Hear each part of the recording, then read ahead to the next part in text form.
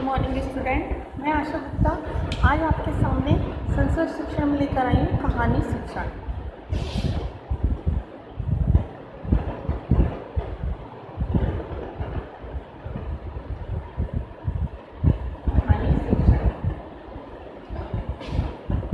कहानी सुनना प्रत्येक बालक को अच्छा लगता है, चाहे वो छोटा हो चाहे बड़ा।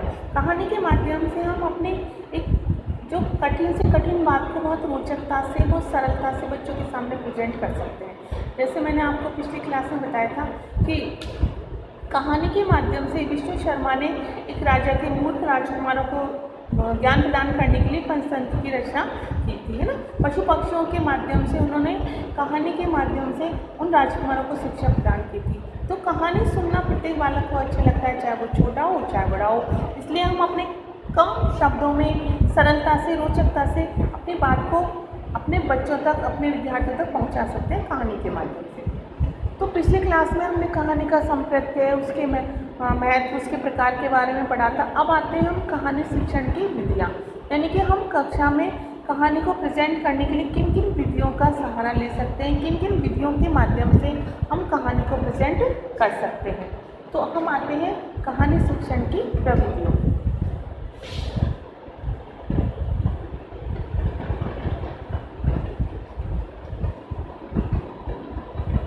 कहानी शिक्षण की प्रविधियाँ।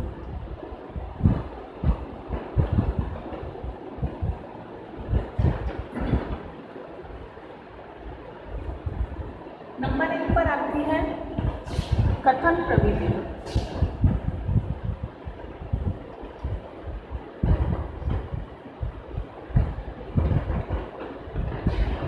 कथन प्रविधि, कथन यानी कि जो हम कहानी कहते हैं, एक नॉर्मल तरीके से जो हम कहानी बच्चों को सुनाते हैं, वो हमारी आती है कथन प्रविधि के अंतर्गत। यानी कि कोई भी कहानी है, हमने बच्चों को कह करके उसे सुना दिया, बोल करके उसे सुना दिया, तो वो हमारी कथन प्रविधि के अंतर्गत आ जाएगी। ये सभी प्रकार की कक्षाओं के लिए उपयोगी होती है। क्यों? क्योंकि चाहे वो छोटा बच्चा हो चाहे वो बड़ा हो, कहानी के माध्यम से वो कक्षा का वातावरण रोचक बन ही जाता है। तो हम जिसको हम कह करके सुनाते हैं, मतलब हम कहानी को बोल करके सुना रहे हैं, तो वो हमारी आ जाती है कथन विधि के अंतर्गत।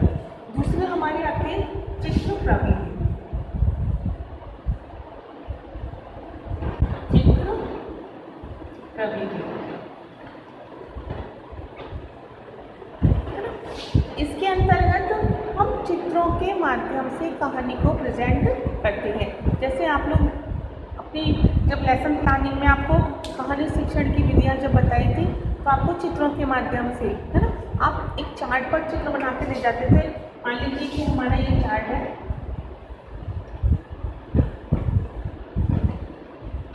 ठीक है, इसमें हम कोई भी कहानी शिक्षण कर रहे हैं, तो हम इसमें क्या करते हैं, जैसे कि अपनी कहानी को 4 भागों में बांट लेते हैं, है ना, और उस कहानी के हम 4 चित्र बनाते हैं। अपने चार्ट में 4 चित्र बनाते हैं हम कहानी के। अब हम क्या करते हैं कि इन सबको, यानी कि इस पर भी हम पेपर चिपका के, इसमें भी इन सबको हम छुपा करके पेपर अलग अलग पार्ट में अलग अलग पेपर लगा करके लाते हैं। इस चार्ट को हमने बच्चों के सामने टांग दिया। अब हम सबसे पहले कहानी कहते हुए इस फर्स्ट नंबर के चार्ट को खोलते हैं, ठीक है। इस फर्स्ट नंबर के चार्ट को खोलते हुए इसमें जो चित्र बने हुए हैं, मान लीजिए कि हम प्यासे कौवे की कहानी सुना रहे हैं, तो कौवे का जो चित्र बना हुआ है इसमें, है ना, उस चित्र के अनुसार हम कहानी कहेंगे, ठीक है। फिर हम इस चार्ट को खोलेंगे, इस पे लगे हुए पेपर को हटाएंगे और इस कहानी में जो चित्र बने हुए हैं, है ना, उन चित्रों के अनुसार जो भी इसमें कहानी होगी उनको कहेंगे। इस प्रकार हम सभी जो चार्ट है, मतलब सभी जो चित्र हैं उनके ऊपर से कागज हटा देंगे, पेपर हटा देंगे और उनके माध्यम से उनको कहानी कहते जाएंगे। इस कहानी चित्रों के माध्यम से कहानी कहने से क्या होता है कि बच्चों के अंतर्गत चित्रों को जब वो देखते हैं थोड़ी रोचकता भी रहती है ना, जिज्ञासा भी रहती है। जब वो छुपा हुआ रहता है तो जानने की जिज्ञासा रहती है कि अगले चित्र में क्या है। तो इस प्रकार चित्रों के माध्यम से हम कहानी कहते हैं। चित्रों के माध्यम से बच्चों को अपनी कहानी समझाते हैं और उनको आसानी से समझ में भी आ जाती है। तो ये थी हमारी चित्र प्रवृत्ति।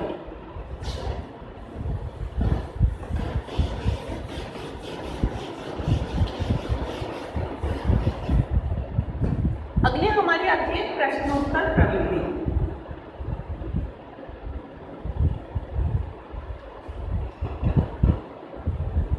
प्रश्नोत्तर प्रवृत्ति। प्रश्नोत्तर प्रविधि में हम क्या करते हैं कि प्रश्नों के माध्यम से अपनी कहानी का विकास करते हैं, है ना। प्रश्नों के माध्यम से हम अपनी कहानी का विकास करते हैं। ये छोटी क्लास के बच्चों के लिए ज़्यादा उपयोगी होती है। जैसे कि हम अपनी किसी भी सरल कहानी को 10 भागों में विभाजित कर लेते हैं, यानी कि उसके अनुसार हम 10 प्रश्न का निर्माण कर लेते हैं। और हमारा जो पहला प्रश्न होता है कि एक बार उसका आंसर, जैसे कि एक बार एक हुआ था,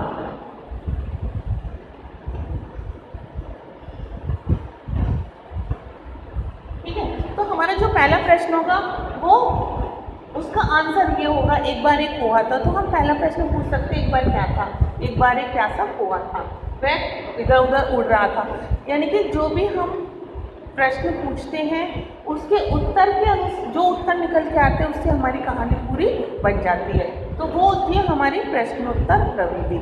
यानी कि हम बहुत सरल प्रश्न बनाते हैं और जो प्रश्न हम बनाते हैं वो इस तरह से सीक्वेंस में होने चाहिए कि उनका आंसर जो होता है वो हमारी पूरी कहानी होती है ना। तो इस तरह के प्रश्नोत्तर के माध्यम से हम कहानी का विकास करते हैं। हम बच्चों से प्रश्न पूछते हैं और फिर उस कहानी का विकास करते हैं।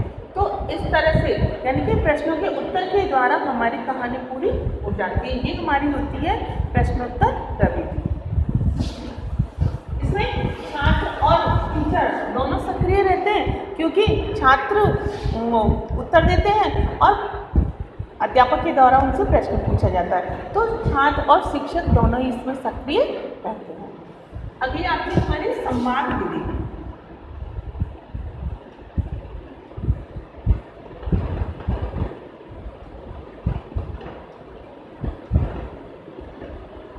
संवाद विधि। संवाद विधि में क्या होता है कि शिक्षक कहानी के जो पात्र होते हैं, है ना, कहानी के जो पात्र होते हैं उनसे उनके अनुसार छात्रों से वार्तालाप करके कथा को पूर्ण करता है ना। यानी कि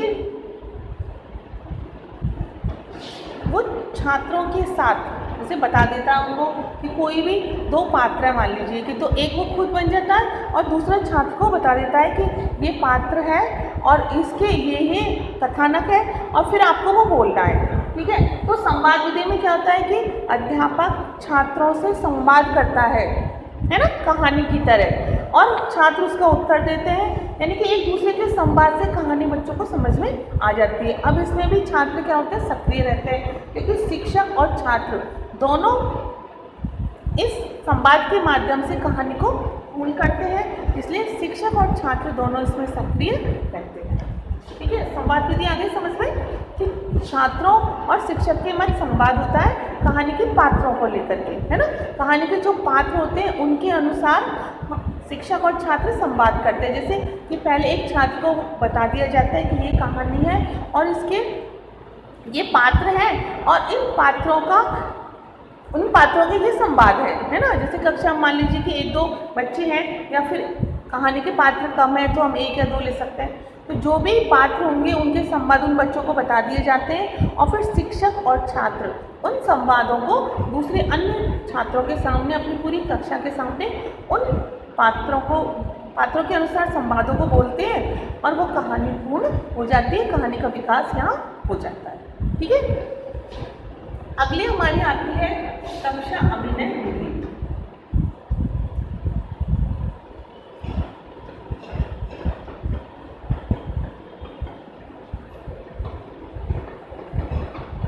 कक्षा अभिनय विधि ये भी हमारी संवाद विधि की तरह ही है कि इसमें क्या होता है कि जो छात्र और शिक्षक होते हैं वो बस हाव भाव के अनुसार अपनी कहानी का प्रदर्शन करते हैं। जैसे संवाद विधि में तो हम ये संवाद विधि में और कक्षा अभिनय विधि में ये अंतर मान सकते हैं कि संवाद विधि में केवल कहानी के पात्रों के अनुसार संवाद बोले जाते हैं, है ना। हम छात्रों को ये बता देते हैं तो वो केवल संवाद बोलते हैं। लेकिन कक्षा अभिनय विधि में क्या होता है कि हाव भाव के साथ उस कहानी का प्रेजेंटेशन किया जाता है, उस कहानी को प्रस्तुत किया जाता है। एक तरीके से हम नाटक बोल सकते हैं कि मान लीजिए कि 4 पात्र हैं हमारी कहानी में, तो छात्रों को 4 अलग अलग छात्रों को पात्र दे दिए जाते हैं, उनके संवाद उनको बता दिए जाते हैं, समझा दिए जाते हैं, उनको क्या हाव भाव करना वो सब बता दिया जाता है। और उसके बाद वो छात्र कक्षा में हाव भाव के साथ उस कहानी का प्रेजेंटेशन करते हैं, उस कहानी का हाव भाव के साथ प्रस्तुतिकरण करते हैं। अब अगर एक ही पात्र है अगर कहानी में, है ना, तो शिक्षक के द्वारा भी उस कहानी का प्रेजेंटेशन किया जा सकता है। मतलब यदि एक ही पात्र है तो शिक्षक भी हाव भाव के द्वारा उस कहानी को प्रेजेंट कर सकता है। ये जो कक्षा अभिनय विधि होती है छोटी कक्षाओं में ज़्यादा उपयोगी होती है। क्यों? क्योंकि बच्चे अभिनय के माध्यम से बड़े आनंदित होते हैं और ज़्यादा रोचकता से उस बात को ग्रहण करते हैं। तो कक्षा अभिनय विधि छोटे छात्रों के लिए ज़्यादा उपयोगी होती है। और फिर अगर हम ज़्यादा पात्र होंगे उसमें बच्चों को समझाएंगे तो ज़्यादा समय भी लग जाएगा, है ना। तो अध्यापक के द्वारा अगर एक ही पात्र है तो हाव भाव के द्वारा, जैसे हम छोटे बच्चों को कहानी सुनाते हैं, एक बार एक शेर था, सो रहा था, एक बार चूहा उसके पास आ जाता है ना, शेर जग जाता है, वो उसको पकड़ लेता है। तो इस तरह अध्यापक के द्वारा जो हाव भाव करके कहानी सुनाई जाती है तो वो हमारी आती है कक्षा अभिनय विधि के अंतर्गत। इसमें अगर अकेला पात्र है तो अध्यापक के द्वारा किया जा सकता है, और अगर ज़्यादा है तो वो छात्रों का सहयोग इसमें ले सकता है। ठीक है, तो हमारी कहानी शिक्षण की ये विधियाँ थी कथन, चित्र, प्रश्नोत्तर, संवाद और कक्षा अभिनय, है ना। यहाँ हमारी कहानी शिक्षण जो है वो समाप्त होता है। अगली क्लास में हम अगले टॉपिक के साथ। धन्यवाद।